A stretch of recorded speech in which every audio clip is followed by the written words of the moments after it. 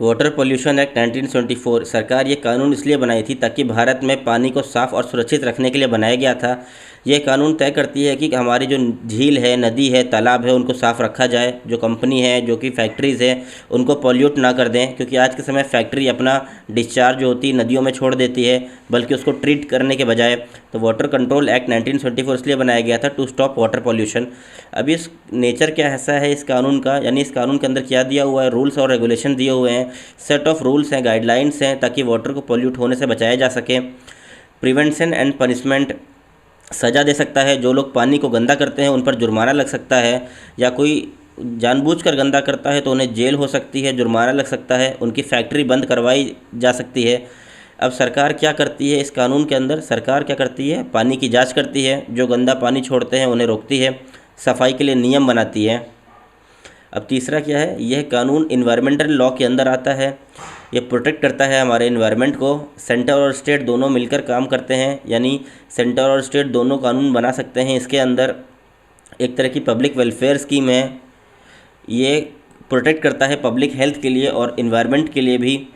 अब ऑब्जेक्टिव कैसा है इस कानून का, ऑब्जेक्टिव है कि स्टॉप वाटर पॉल्यूशन, यानी जो भी पॉल्यूशन कर रहा है, इंडस्ट्रीज़ या सीवेज वेस्ट, उनको सब रोकना। रेगुलेट वाटर वेस्ट डिस्चार्ज, यानी फैक्ट्री और घरों से निकलने वाले गंदे पानी को सीधे नदियों में बहाने से रोकने के लिए बनाया गया है ये। सेटअप पॉल्यूशन कंट्रोल बोर्ड, प्रदूषण नियंत्रण बोर्ड बनाना। सरकार की जिम्मेदारी है कि एक प्रदूषण नियंत्रण बोर्ड बने, ताकि वह नज़र रख सके कितना पानी, कितना डिस्चार्ज छोड़ रही है कंपनीज, फैक्ट्रीज़ नदियों के अंदर।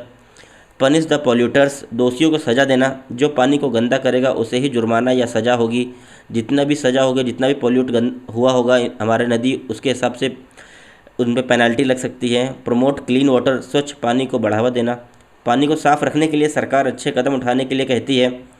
खासकर सेंटर स्टेट कोऑपरेशन रहता है, सरकारों का सहयोग रहता है, केंद्र और राज्य सरकार मिलकर काम करती है ताकि पानी को साफ़ रखा जाए। अब कंक्लूज़न हम लोग ये निकाल सकते हैं कि ये कानून हमें स्वच्छ पानी देने के लिए बनाया गया है। अगर हम सब मिलकर इसका पालन करेंगे तो हम पानी को सुरक्षित और शुद्ध बना सकते हैं। इस कानून को सही से पालन किया जाए तो नदियाँ, झील और हमारे अन्य वाटर रिसोर्सेज प्योर रहेंगे।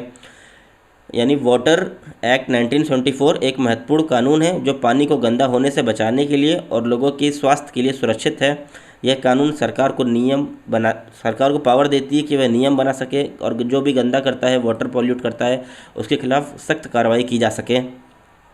खासकर जो सेंट्रल पॉल्यूशन कंट्रोल बोर्ड है और स्टेट पॉल्यूशन कंट्रोल बोर्ड है, ये चाहे तो पेनल्टी भी लगा सकती है, फैक्ट्रीज़ को भी बंद कर सकती है।